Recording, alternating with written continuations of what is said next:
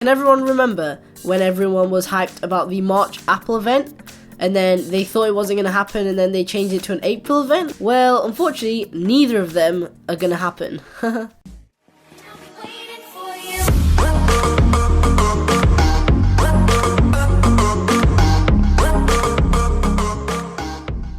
So yeah, it turns out that Apple aren't actually going to be holding a March event in 2017, and in fact, they're just releasing a couple of products, which I did mention in a previous video I made about what was going to get released in the Apple March event. I know, kind of a handful. But anyway, in this video, I'm going to be talking about why I think that Apple didn't actually have an event. And I'm also going to be telling you guys exactly what was released in order to make sure you guys know exactly what's going on, because there wasn't actually an official announcement of what exactly had been updated on the site. So without further ado, let's get into it. So before I can actually talk about why I think the March 2017 event got cancelled, I'm going to let you guys know everything that was released instead.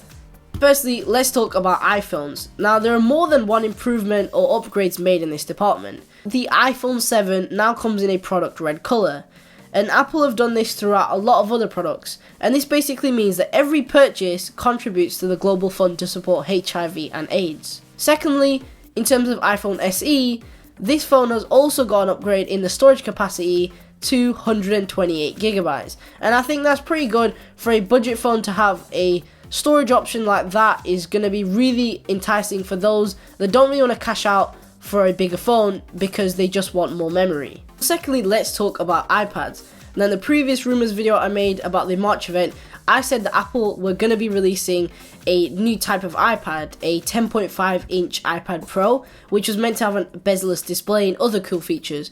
However, we didn't actually see that. Now, instead, we saw a budget iPad, or what some are calling an educational iPad. It's kind of weird because it replaces the iPad Air line altogether, only improves on the processor, but apart from that, it's exactly the same as the iPad Air, and it's actually a lot cheaper. So the iPad Air originally costs around $399. However, the iPad budget, that this is what I'm calling it, it's not actually called that, but the iPad budget is around $339. So it is kind of cheaper, and it's one of the cheapest tablets that Apple have ever offered. And in my opinion, I think the iPads are sort of copying the trend of the iPhone. So like we have the iPhone 7 and 7 Plus, this will be like the iPad Pro 9.7 and 12.9 inch iPads. Then for the budget version of the iPhone, if you'd like to call it that, we have the iPhone SE. And in terms of iPads, now we have a budget iPad. I know nothing is really considered a budget thing when it's more than a couple hundred, but in terms of Apple, the iPad budget is the budget iPad, I guess. Thirdly, I'm going to be talking about clips.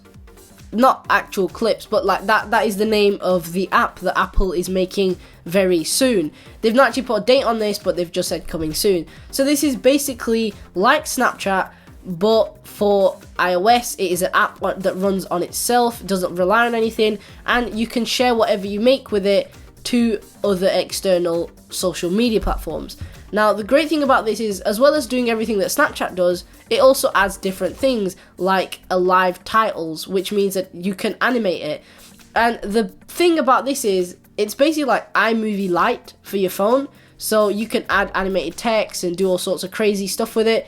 I think it's kind of cool if they get this accurate, and if they get this right, this could be a big thing that a lot of iPhone users are really going to like using. Finally, let's talk about accessories. Now, Apple have also updated this area, so we do have new bands, we do have new colours in the woven nylon, the sports band, the leathers, and they've also replicated that in the iPhone cases. And another big thing is that Apple is now selling the Nike and Apple Watch collaboration band separately, so you don't actually just have to get the watch itself if you want the band. So now that we know exactly what's been released from Apple, let's talk about why they actually didn't hold the event. First off, compared to what we thought was rumoured, what was actually released wasn't actually that big or wasn't that important. This was literally a new colour variant, a new budget iPad with no improved specs, just extra colours in the bands and the cases, and a new app. Doesn't really warrant a 1.5 hour Apple event, I suppose. So that's why I don't really think they needed one or had one in that case.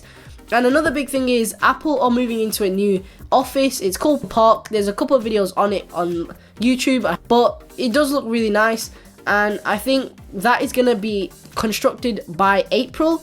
at the beginning of April, don't quote me on that, but it's around that time where the construction should finish. And obviously if it's not been constructed yet, they don't really have a proper place to hold an event. So maybe it's because they didn't need to, or because they couldn't, I suppose. But either way, these are possibilities. And my final theory, I guess, is that maybe it was a good thing they didn't have an event, because now people are really gathering more rumors as to find out what's going to be happening in the next event. So as we all know, it's the 10-year anniversary of the iPhone, which means everyone is going to be so excited and so hyped about September, because that's when we're going to see like a revolutionary new iPhone. Some are saying that it's going to be relaying the first generation phone but vamped up. Some are saying different designs.